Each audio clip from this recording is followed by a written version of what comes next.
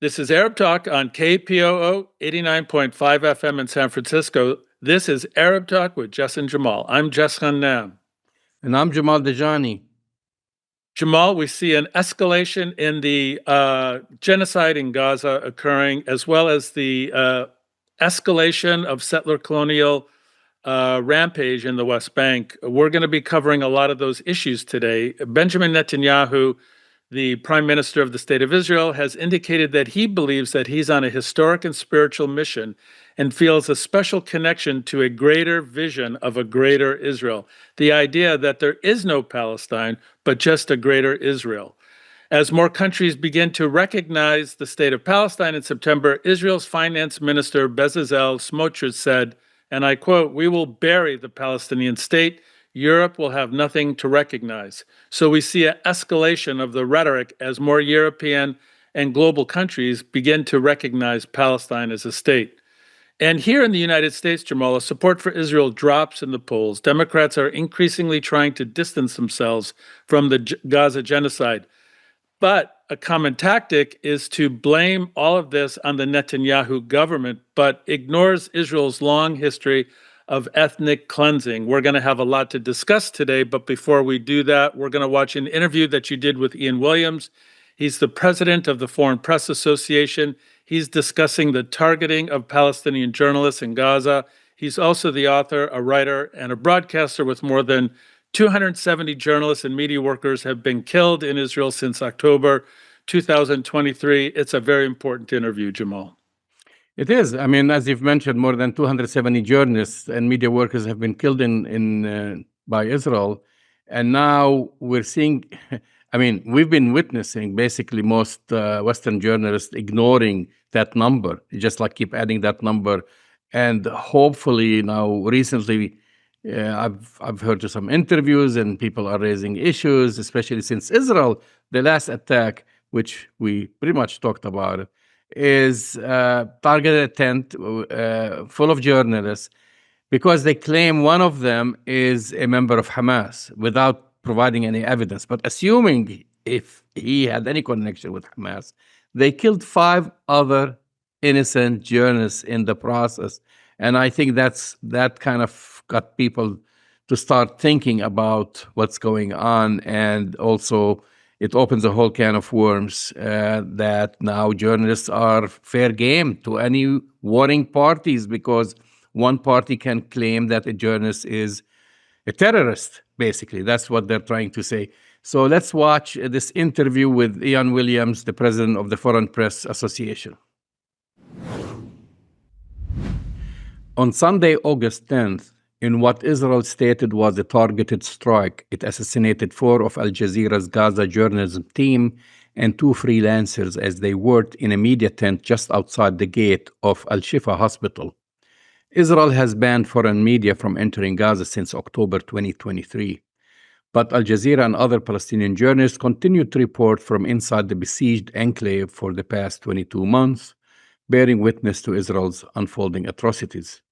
Among those who were killed was internationally recognized Anash al-Sharif, who reported tirelessly on Israel genocide since October 2023 and was respected globally and seen as the face of Gaza, as he recounted the horrors suffered by the Palestinians as they were bombed and starved.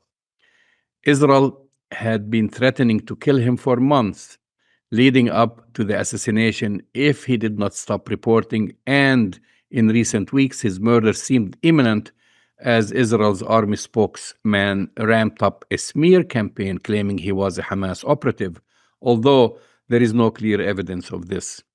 According to Al Jazeera, 269 Palestinian journalists, and the number is higher with additional journalists and media workers who have been killed in Gaza since October 2023. But aside from routine condemnations by international media, there has not been a unified demand that Israel let international journalists into Gaza and stop slaughtering those who are inside.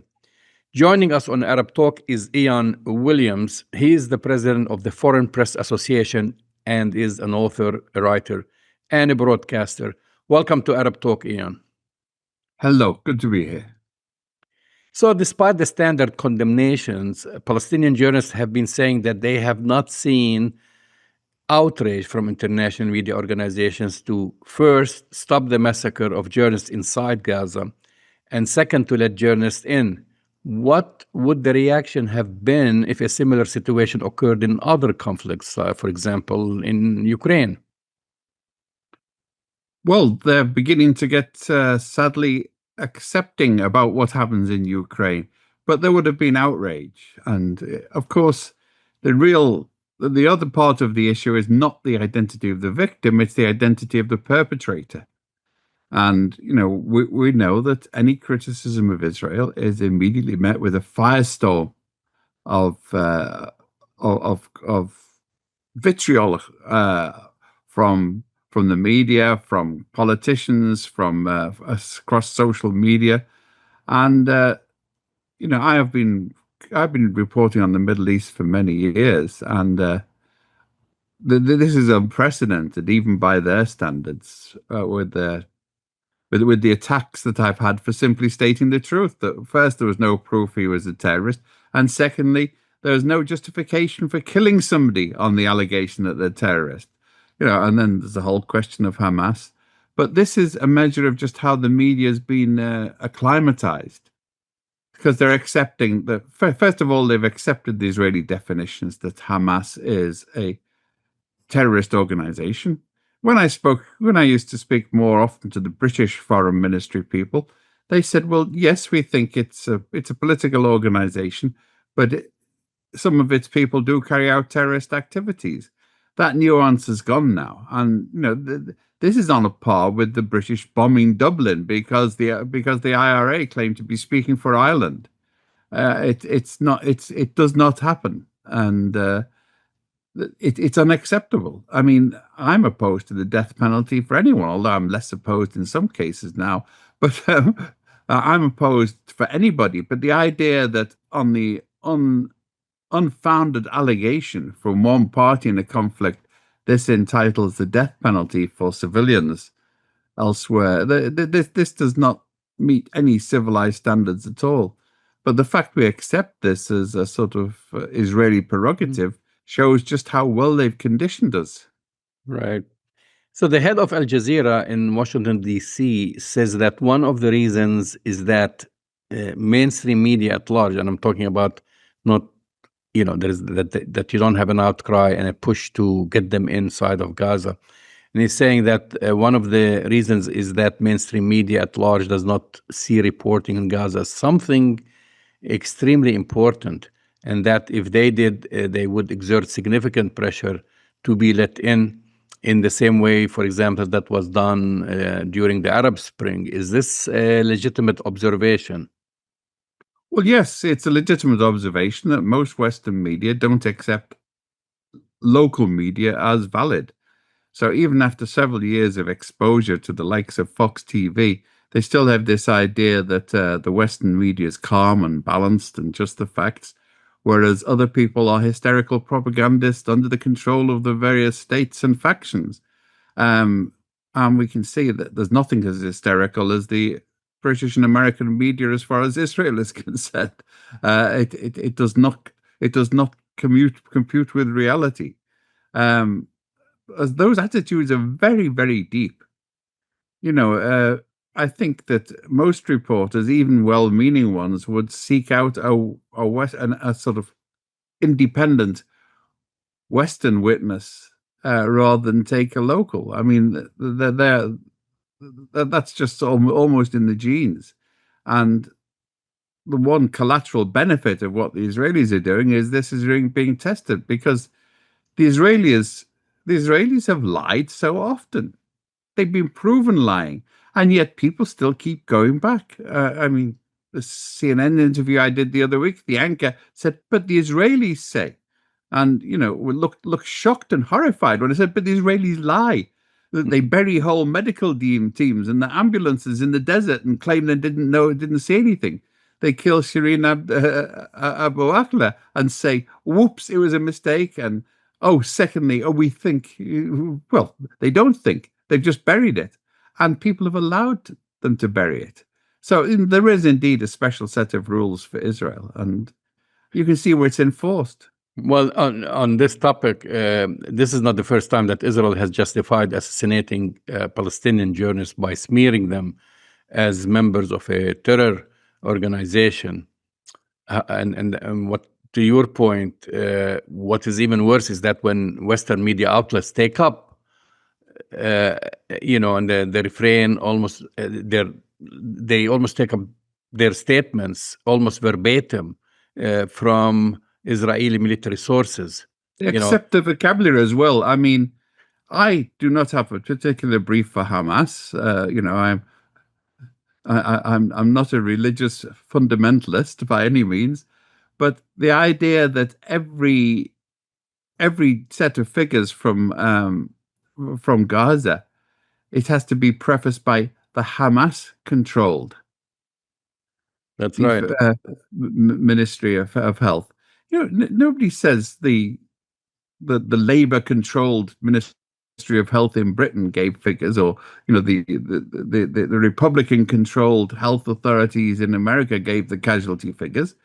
But it has a double effect. It devalues in the public mind the figures, and then secondly, it prepares people. It's a attrition against the reputations of everybody else.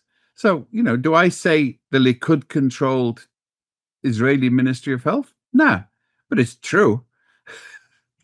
So media outlets like Al Jazeera and Al Arabiya and others have earned their professional stripes during the Iraq War, when they were used as trusted sources during, and also they were used as trusted sources during the Arab Spring. They have training centers all over the Middle East. I myself visited several of these, and many of the Palestinian Jews have been trained there. Nevertheless, to your point, we are always hearing about international media as the only legitimate source of verifying the story in Gaza. I mean, that's why they keep saying, well, let the international media in, as if everyone on the ground is lying. While, the caliber of journalism and bravery by Palestinian reporters inside of Gaza is, to your point, is delegitimized. Why is this? It's unparalleled in its bravery in the face of the cowardice of most of the media. Well, why is that happening? You don't have to suffer. Sorry. Why is it happening? Is it racism? Is it Orientalism? Why are they questioning the ability of Arab or Palestinian journalists from reporting the news?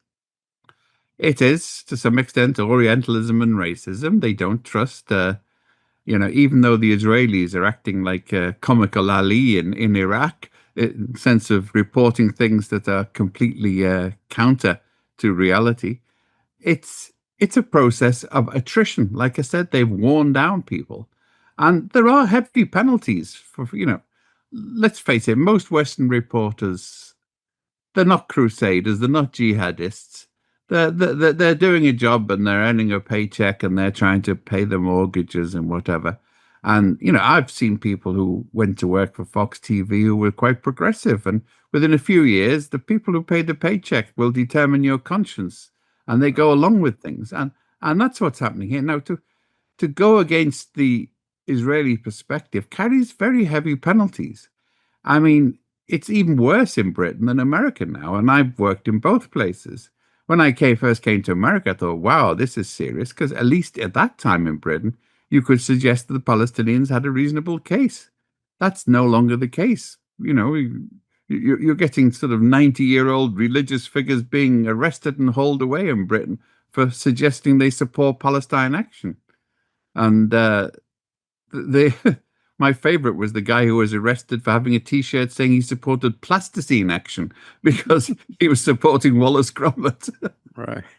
He knew what he was doing, but that's one of the ways to do it, is to reduce it to the sheer absurdity of what they're doing, to show what they're about. Yeah, unless you challenge them, and it's very tedious. Challenge them on everything. Every time they say Hamas, every time they say, I managed a one-person campaign.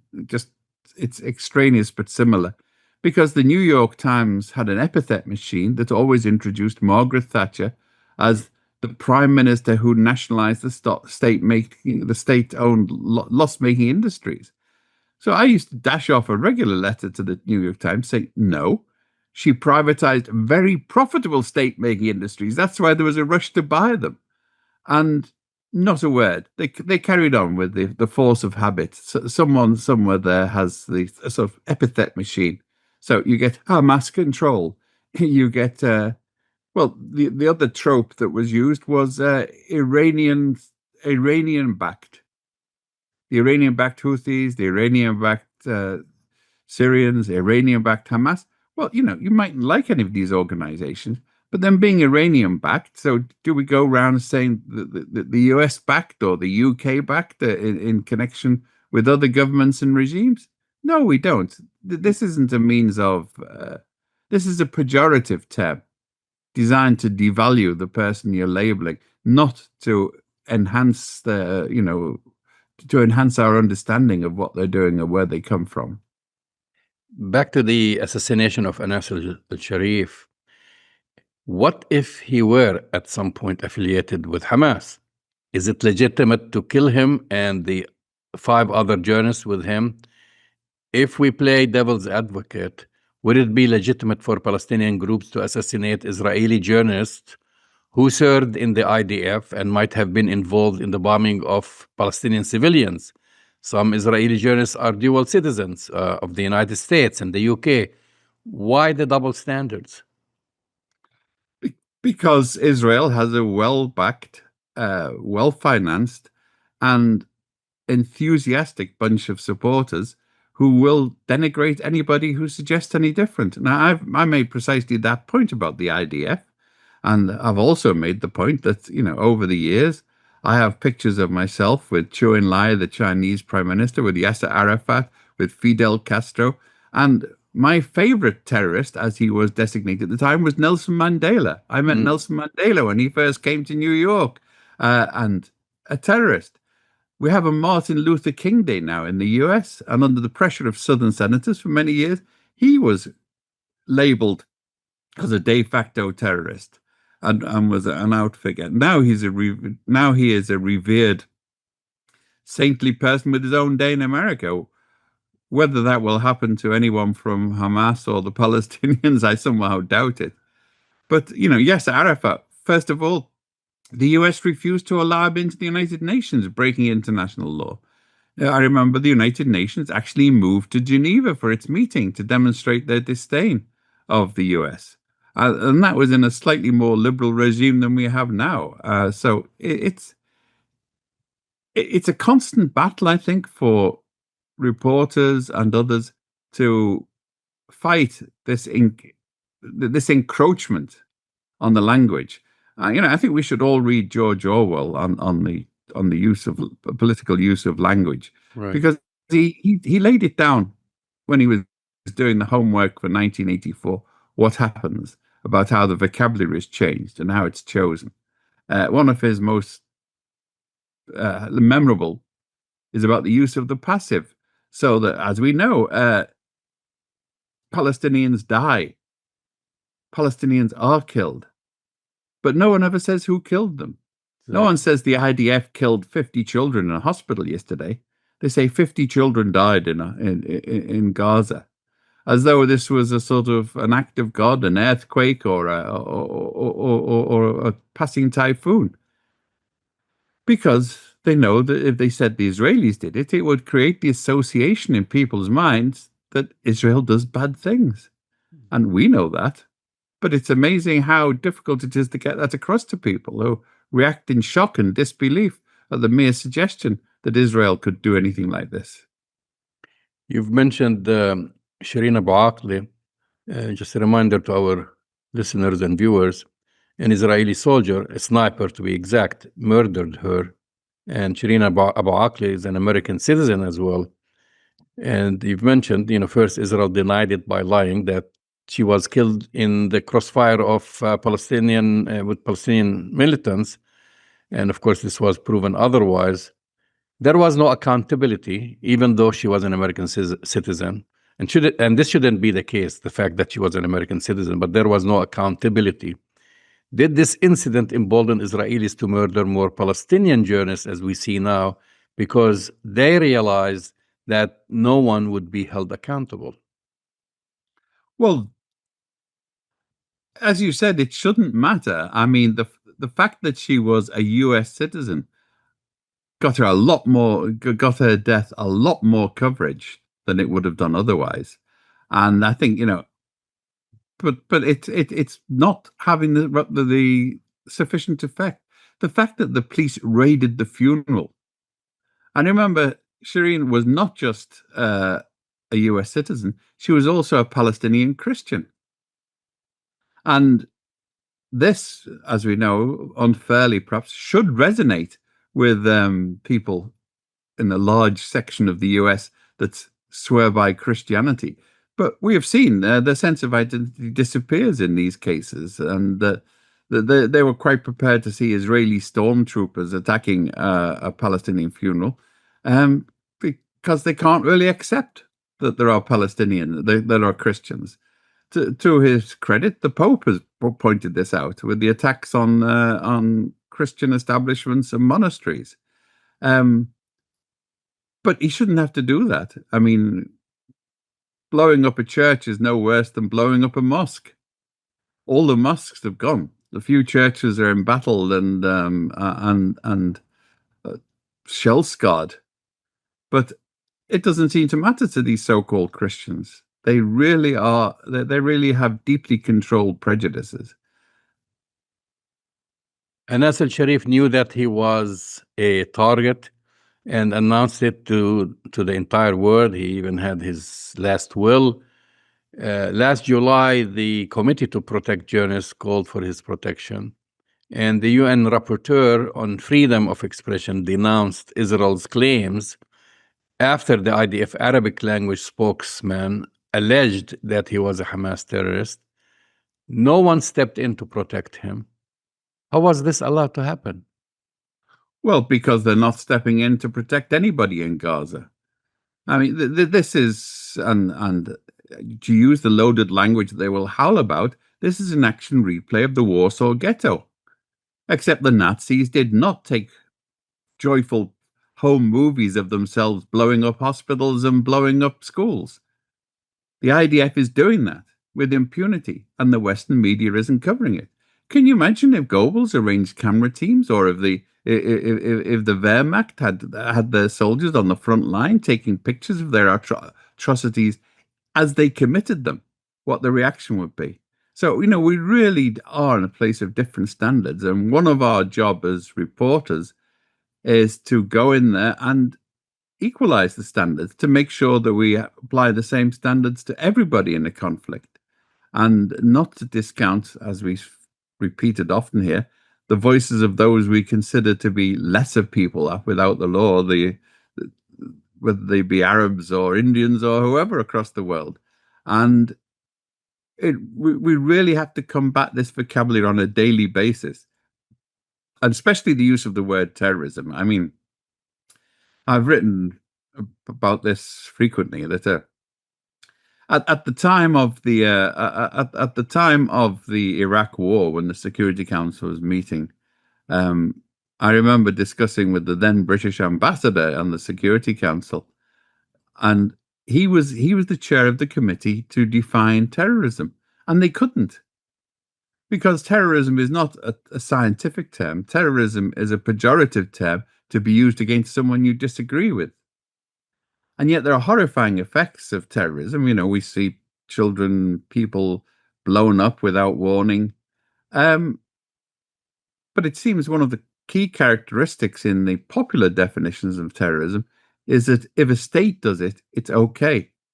I can't remember his name. Was it O'Brien, the US anchorman, who pointed out that they were being called cowardly terrorists, but he said, I'll tell you what's cowardly: coming in at 30,000 feet and dropping a rocket on unsuspecting civilians. That's terrorism. He lost his job for stating an obvious truth. It was pilloried, Right. And, you can't call someone a cowardly terrorism who gives up their own life in the cause of, whether you disagree with them or not. They're not cowardly. Terrorists, they might be, but they're certainly not cowardly. So it's this whole vocabulary, and we really have to be careful. It's words are weapons, and strategically language is wielded. And I have to say, Israeli Hasbara is expert at this. It really is good. And it's backed up by intimidating people. What do you think the career prospects of a BBC journalist is at the moment? If they were to describe what was happening, there's some very brave. They're taking risks. They're pushing it, but then they have to go through how brave an editor would be or a producer would be to carry those words. I mean, my So, question, are these journalists deaf or blind? Because now we have a different situation than, let's say, 20, 30, 40 years ago. You have the internet, you have social media, and then you have all these images. They see the children, dead children, they see starving children. They read and see people disputing everything that they say, and they still repeat or parrot what the Israeli GPO government office gives them as a press release. I mean, is there a conflict there, or they're just like, well, we gotta earn a paycheck and it doesn't matter? well, it's one of the points that changed is that journalism is a very hard push profession now. There aren't many who have any degree of independence, financial or otherwise. So they know it's a cold world out there, and they're not ideological mostly. We're talking about a group of people who, in the old British tradition, grew up covering weddings and funerals, or cover fashion shows or football matches, and I wish they would, but it's a bit of a stretch. I have been, active for many years as a journalist before. I was expelled from university for occupying it over South African investments. But I have learned that not many of my colleagues have the same fervor and or the same, bloody-minded determination to go against the grain. It's much easier to go with the grain and to think that maybe if you interpose a few words of truth here and there, it will have an effect. And we really need far more open confrontation. I mean, I stated what I thought was entirely the truth earlier in the week on this matter, and I've had a complete crap storm on social media. Luckily, I don't read social media except as a sort of token of public opinion. But the pejoratives that have been piled up on me, I'm a Scouse moron because somebody detected I have a Liverpool accent. I was looking in the background here. I have a window air conditioner, and several people got indignant about that. And I really can't understand what's wrong with the window air conditioner. This is New York. Everyone has window air conditioners. That's right. How else do you survive in a 100-year-old building in a 100-degree heat wave? But this goes back. I have a track record. My favorite was after I went to the West Bank in 1983, I think it was. I wrote a piece for The Guardian, just a travel piece. And I was reported to the Press Council for anti-Semitism in Britain. The anti-Semitism, the only tangible evidence that they produced was that I'd said there were mosquitoes in Jerusalem. And that was it? Yeah, so that was a very good. I thought that was a very good introduction. It's inoculated me against any claims of anti-Semitism since then. If mosquitoes in Jerusalem are anti-Semitism, then God help us all. You can't talk about the weather without being accused of anti-Semitism. So as someone who was born, who was born there, I can attest that this is a fact. I was bitten by one there, so this is first-hand reporting. So, does Israel's targeting of Palestinian journalists with impunity set a precedent for future conflicts and wars? The targeting of journalists, as you're well aware of, is a war crime. But now that it has been normalized by Israel, couldn't we see countries in future conflicts targeting journalists, then claiming that it was because they were affiliated with some terror group, as we discussed earlier? What does this mean for practicing journalism in conflict zones in the future? Has journalism lost its sanctity? Oh, well, I'm not sure it ever had that much sanctity, But don't forget, they've already brought it home. During the Black Lives Matter demonstrations, there were many cases, in fact, even more recently, there are many cases of journalists being targeted by the police, standing there clearly labeled as press and having rubber bullets fired at them. And, anyone who's covered these conflicts knows that rubber bullets they might be, quote, non-lethal, but they're very nasty, maiming weapons and should not be aimed at anybody, but least of all at reporters who are covering what's happening. And it's the same motive, is that the people who are practicing this have a residual, I wouldn't say a conscience, but an awareness that they might at some point be held to account for their actions. So they want to destroy the witnesses. And that's what it's about in Gaza. They won't allow foreign press in, and there are people who persist in reporting, so let's destroy them. And, that was it. They don't want people to know what's happening in Gaza. And the people who are reporting what's happening in Gaza, you denigrate them. You say they are, you immediately label them as terrorists, which is a very old technique, by the way. And as I've said before, it goes back to the Spanish Inquisition. If you stood up and defended a converted Jew or a converted Muslim in Spain in the early modern age, then you would be up on the stake next to them because you're defending these nefarious practices. And went on to McCarthy, where anyone who attempted to say, hey, look, we believe in a free press in this country, was accused of covering for communism, quote and unquote. But that makes it even less permissible that journalists should know that this is a practice, and they still fall for it, and they still report it. And they should start, as far as I'm concerned, journalism is about questioning authority above all else. You punch up, you don't punch down.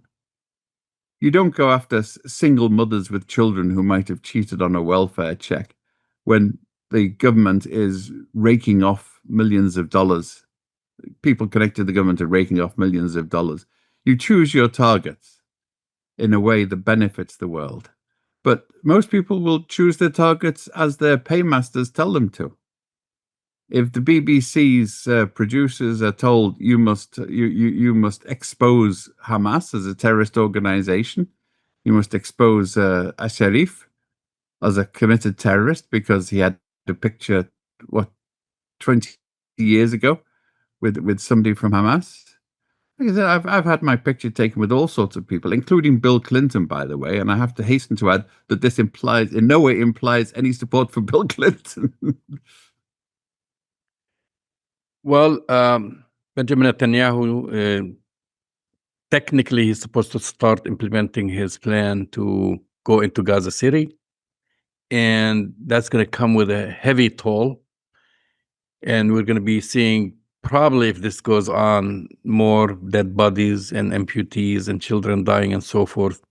What's the international media waiting for? I mean, if this is going to we've come... seen what it's waiting for. I mean, look, consider the so-called relief flights. The relief flights weren't there to give relief to the Gazans. They were there to give relief to Western governments pressured by their own people that they must do something. So they fly a few token flights over and drop a few perilous racks of food down. But the people on those planes, they had to agree that they took no pictures because Gaza looks like Hiroshima or Nagasaki afterwards. In fact, whereas in Nagasaki and Hiroshima, the explosion left the building standing, often shattered, but standing, it takes the peculiar personal venom of the Israeli forces to go in and blow up the houses, house by house, building by building, to shell them. I mean, it's the overwhelming hatred, the assiduity of hatred that shocks me with what the Israelis are doing. I mean, this isn't warfare; it's psychopathology in operation. It's as though you got a mental hospital and armed the inmates. Except this is unfair to mental hospital inmates who mostly wouldn't do things like this. It's as though you got a high security prison full of psychopaths and gave them weapons and say, go and do as you will. And by the way, that is the enemy. And it really is difficult to believe. But it's our job to try and show people what's happening. And if we can find out what they're doing, then it would be useful. But I'm not sure I could ever plumb the depths of these people. When you see the statements coming from Israeli government, we should, for the record, applaud the very brave people in Tel Aviv and Jerusalem who are demonstrating against Netanyahu. And we wish they were less of an embattled minority in doing so. I've been to Jerusalem and I've interviewed Israeli lawyers who have made a lifetime of defending civil rights, and they have, they have to face the extra opprobrium of being labeled as traitors.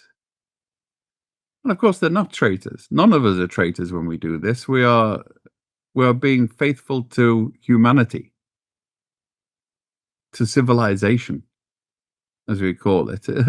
And it really should and must bear witness and look under as well. We need a more analytical approach so that people, instead of just reporting the facts through a vocabulary that the perpetrators provide for us, we should be analyzing what they're doing, why they're doing it, and how they're getting away with it. As you're asking now, how do they get away with it? And, I've been on the receiving end in a mild way. Nobody's tried to shoot me yet, but I am beginning to not stand near the subway edge in New York. Well, but I reported on the Balkans, so I used to do that before as well, Well, the sad truth is, when and if they let journalists in, I think they are going to find more atrocities. I think the numbers that we're speaking of today, 60,000 plus figure, is much higher. As per the Lancet, they're talking about something in the 180,000. And because many people are under the rubble, and that's what Israel and that's what Benjamin Netanyahu and his government are afraid of. I'm hoping I don't think they are afraid. I've got to contradict. I do not think they are afraid. I think these people are absolutely without shame. They lie through their teeth. They countenance massacres. They do not regard their enemies as human beings. You can see this in all of the vocabulary. They want to kill all the Arabs, all the Palestinians. They say it explicitly. How much more do you want? As I said, they hate the comparison, which is why I like making it. The Nazis were never so crude. They hid people, in faraway places in the Reich and killed them over a period of years. To do it in public like this, it's like I said, it's as though the people who went into the Warsaw Ghetto took cameras with them and did selfies. But they didn't kill most of the people in the Warsaw Ghetto. They took them outside to kill them.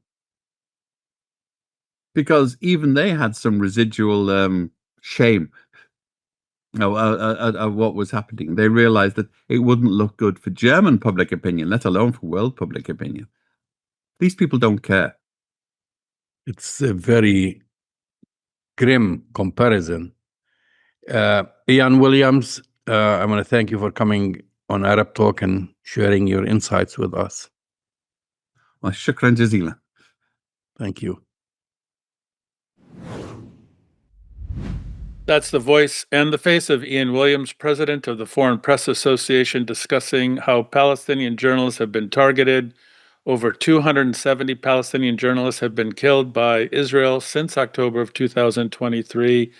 This is an all-out assault, Jamal, as Ian discussed. This is an all-out assault on journalists in Palestine attempting to cover the story. Israel does not allow independent journalists of any kind to kind of report on what's happening in Gaza, let alone what's happening in the West Bank. They've kicked out Al Jazeera. So there's a lack of transparency, but the targeting and the assault on journalism and journalists in Palestine, Jamal, is having grave consequences. Thankfully, we still have citizen journalists in Gaza getting the word out, but this has long-term negative implications for journalists all over the world. Well, I want to remind everyone, it really started. Israel has been targeting journalists forever. But to me, how they got emboldened, and I don't want to relitigate the past, but the killing of Shireen Abu Akleh, a Right. Palestinian American, in full view. It's just like the same game all over again. They denied they did that. Then they admitted it after the evidence was provided. They tried to accuse the so-called Palestinian militants who killed her, and she got killed in the crossfire. And then finally, when the evidence was so strong, they said, "Oh, it was a mistake," and no accountability. And this is Still, again to this day. An American citizen, and this happened during the Biden administration, and the family tried to contact the Biden administration, and all these groups tried to get in touch with the Biden administration. And you know what they said? They said, let Israel investigate that. I mean, this is the killing of an American citizen. You're supposed to protect your own citizens, send the FBI or whoever to investigate the killing of your citizen. They said, no, Israel will investigate. Well, guess what? They left it for Israel to investigate it, and everyone knows the name of the killer and the sniper, basically. And what happened? Nothing. Yeah, Nothing. Jamal. Just kind of And, like a slap on the wrist, and you let it go. And then now Israel has killed more than 270 journalists in Gaza because they know they can't get away with it. yeah, Jamal, it's very disturbing at a profound level. And this latest assassination of journalists of the Al Jazeera team in Gaza, especially vicious, because as you pointed out in the intro, and it was discussed in the interview, these were journalists just sitting in a tent and were absolutely incinerated by an Israeli missile going into the tent of these journalists, killing them all instantly. Tragically, and this was very difficult for many of us to watch, there was one eyewitness who survived this brutal assault, and he had to speak about watching his colleagues literally burned to death and incinerate in the middle of this situation. It was really a grotesque attack, not just on journalists, but on human beings, Jamal. We continue to hear how people just trying to get to aid in Gaza are being killed on a daily basis. That has not stopped. And of course, with everything happening in the world right now, especially with Putin and Trump talking, so to speak, we hear nothing about the escalation of what Israel is doing in Gaza, in the West Bank, and in Jerusalem. We're going to get to that today, obviously, but things are especially grim right now. Well, the mask is off, and this is we're transitioning to our other stories, Jess. This whole idea about the two-state solution and Israel wants peace with its neighbors, it's all a mask. I mean, this is with our story when you get someone, Netanyahu, who is a convicted war criminal, who has a warrant for his arrest, and his former defense minister, speaking on the Israeli channel I-24, saying that he's very attached to the vision of a greater Israel, and he considers himself on a historic and spiritual mission, which generations, and I'm paraphrasing here, of Jews that dreamt of coming here, and generations of Jews who will come after us. And as everyone knows, I hope everyone knows, that greater Israel is a term used in Israeli politics to refer to the expansion of Israel's territory to include the West Bank, Gaza, the Syria's Golan Heights, some parts of Lebanon. Other interpretations also include the Egypt Sinai Peninsula, which Israel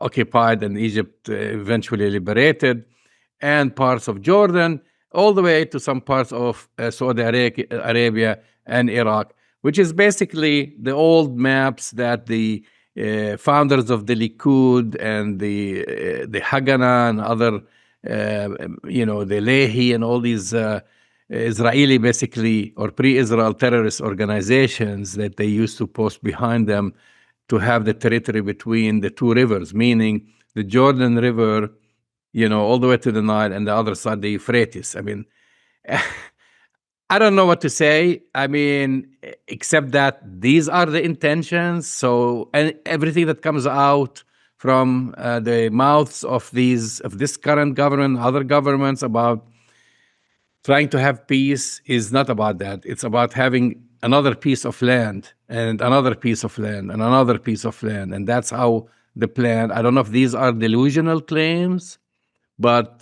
or they are future claims or Well, future plans. I'm of the opinion, Jamal, that we need to take Smotrich and Netanyahu very seriously because of what they have now in terms of the political reality. There's two simultaneous things going on. They have the United States as their primary ally and the current president, President Trump, giving them unequivocal cover to commit this ethnic cleansing and this genocide in Gaza and continue to appropriate land in the West Bank, steal land from Palestinians in the West Bank and in Jerusalem. So the fact that they have this cover right now, the Trump administration is not only not doing anything, they're supporting this. They continue to send weapons and money and give international cover to this. So I think we need to take these statements not just as, political rhetoric. This is reality. It's just like this is their plan and they are executing it, and the United States will do nothing. Simultaneously, you have European countries finally waking up and going, oh my goodness, this is really crazy what Israel is doing. We need to recognize a Palestinian state. I'm afraid that that's too little and too late because, as we've been talking about for many years now, how can you have a legitimate Palestinian state when all this land is being stolen, with all these illegal settlements in the West Bank, with all the settler violence that's going on? And now, Jamal, the Israeli plan in Gaza, you've heard about this. They're in negotiations with South Sudan to evacuate and to displace Palestinians from Gaza to South Sudan. It's a bizarre idea, but they're going forward with it, Jamal. So I'm afraid that the next future of the rhetoric coming out of Israel, we need to take it very seriously. Well, you've mentioned Bezalel Smotrich, who is Israel's finance minister. And he said, and as we're watching basically Gaza becoming uninhabitable, and he's now moving to grab more land in the West Bank, especially in Area E. He just announced 3,000 more homes are going to be built there, which is a violation of the Oslo Agreement and violation of many other things. This is an area, basically, settlement project between Jerusalem and Ma'ale Adumim in the West Bank, which is illegal, basically, under international law to do anything with that.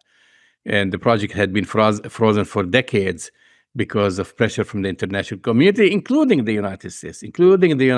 And up till now, I don't know what's going to happen now, but up till now, the United States was objecting to this. That's why they didn't build it. And he said, basically, when he's asked about that, and that's part of a response to that more European countries are starting to recognize Palestine or want to recognize Palestine in September. And he said, we will bury the Palestinian state. Europe will have nothing to recognize. That's basically by approving more construction plans, right, by appropriating more lands in Area E1, which basically breaks up any swath of land that if a future Palestinian state's going to exist on, which is in the West Bank, and disconnect all parts of the West Bank, disconnects people who live in Jerusalem from Bethlehem, from Ramallah, and so forth. Just put right in the middle all these settlements, so you cannot have a contiguous part of the West Bank. So again, I said the mask has fallen. We know the intention. I mean, it comes from the mouth of the Benjamin Netanyahu, the prime minister, who wants to expand, not talk about peace. He wants to have to see as a vision of a greater Israel. And you have Smotrich, who was basically to destroy any hope for a Palestinian state. And we'll have to see if this is part of the vision of the Trump administration, or it is, Jamal. They keep talking. It's not part of the Abraham Accord. No, I don't want to say something that I don't know for sure, but that's the question. Is it part of this vision, or because they keep also talking again about the Abraham Accords and peace and so forth, or they're just going to allow Israel expand and they're doing it to the Palestinians, and after the Palestinians, who's left? Jordan, Egypt, Lebanon, Syria. Are they going to allow Israel to do that? So I'm going to give a very unpopular answer to that. The answer is, to your question, will they allow Israel to do this? I say yes. The Trump administration, the current Congress, will allow Israel to commit this form of ethnic cleansing. They're not, well, it depends on the language, right? I'm saying they will allow it to happen, which is kind of a passive phrase, which means they won't do anything to stop actively Benjamin Netanyahu, Smotrich, all of these elements of the Israeli government to stop them. So they may say whatever they say, in terms of policy, but they're not. We have to look at the actions, Jamal. If you look at the actions of the American government, if you look at the actions of the Congress, they're not doing a darn thing to stop this expansion and the illegal colonization of Palestine. With that said, now we see some Democrats kind of squirming a little bit, Jamal. I mean, there are a lot of interesting things that happened this last week with Pete Buttigieg, who's, thinking about running for president in 2028 as a Democratic nominee, got grilled on his stance on Gaza. I mean, and had to backtrack dramatically. So we're seeing increasing divisions within the Democratic Party. We're seeing people who are Democratic consultants saying to Democrats who are thinking of running, you guys are really blowing it when it comes to what's happening in Gaza. You got to get your act together. And we see all these scared Democrats scared about speaking directly to what's happening right now in Gaza and in the rest of Palestine. So it's a very interesting political time right now, Jamal. Well, listen, I mean, the was very clear during the last election. You have to pick, if you want to pick the side of genocide, I mean, it was very clear. The big segment, especially the youth and the young people, are not going to vote for you as a Democrat. That's Right. what happened to Kamala Harris. That's why people kind of were disgusted by the Democratic Party. And now, because you have midterm elections and people coming up for re-elections and so forth, they are playing a game. To me, it's a game. They are trying to distance themselves from the word genocide. They're trying to say, well, Israel's got to stop doing the killing. We got to allow more aid into Gaza and so forth. And we blame Netanyahu or the government of Netanyahu. See, Yeah, this is actually this is the game that they are playing. They are not saying, they're not talking about the Nakba that happened 1948 and the ethnic cleansing that happened 1948. They're not talking about 1967 war. They're not talking about all these years in between where Israel, since Oslo, has moved 800,000 settlers into the West Bank. None of that. And then, of course, the siege of Gaza before October 7th and so forth, that lasted for many years. So now they're just saying, let's blame Netanyahu. He's the bad guy. And this is even from Bernie Sanders and other people who jumped on the bandwagon, including Richie Torres and others who are hardened supporters of Israel.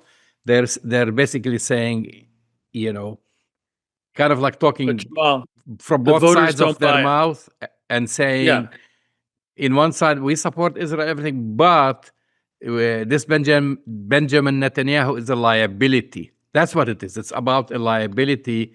They want to distance themselves from Benjamin Netanyahu and not from the occupation at large.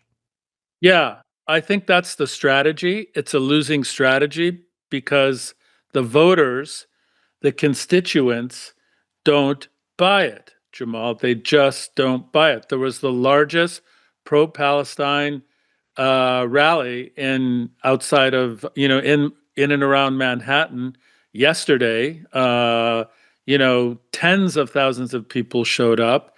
I mean, the energy behind the pro-Palestine solidarity movement is just growing globally right now and in the United States. And because the Democrats are so, I have to find the right word right now, so in denial and are trying to find the right language, as you said, condemning Netanyahu without condemning the structural elements of Israel that are committing these acts of genocide and apartheid and ethnic cleansing, and the fact that 80% of Israelis support what Netanyahu is doing. So They can't get away with this, Jamal. They really think that the voters in the United States are really stupid, and they're going to bank on this kind of fuzzy language to get them through the next election. I have bad news for the Democrats, Jamal. That's a losing strategy. You're going to lose again, and you're going to create the ground, the foundation for the continuation of the Trump administration for the foreseeable future. So I think people need to blame the Democrats for where we're in right now. This is 100% a result of the Democratic inability to face reality, and they lack courage, obviously, moral courage. And we're all going to pay a price for this, Jamal. We're all going to pay a price. Well, also the numbers speak for themselves. Recent poll, the Data for Progress, found that over half of the Americans surveyed felt that the U.S. should prioritize aid to Palestinians in Gaza over Israeli arms shipments, and that they shouldn't be shipping arms, rather they should be sending food to the people. Right. Over half of all respondents also indicated that they believe Israel is committing human rights abuses against Palestinians. 53% of them, with nearly half, indicating that they believe Israel is committing genocide. That's the word that everybody is trying to kind of bury their heads in the sand and not call it. You know, like I've also watched Bernie Sanders. They asked him about the genocide, and he was like, you know, playing word gymnastics, and then say, well, it's a legal term. It's like, it's not up to me. He didn't want to say the word genocide. And if we consider him the kind of the father of progressiveness, and he avoids to say the word genocide, meanwhile, some Republicans are saying the word genocide, then to your point, you're absolutely right. The Democrats are in deep doo-doo. And with that, we have to end the show because we're running out of time. And, this is Arab Talk on KPOO San Francisco, 89.5 FM. Go to our website, arabtalkradio.com, to download the latest shows, and we'll talk to you next week. We'll see you next week.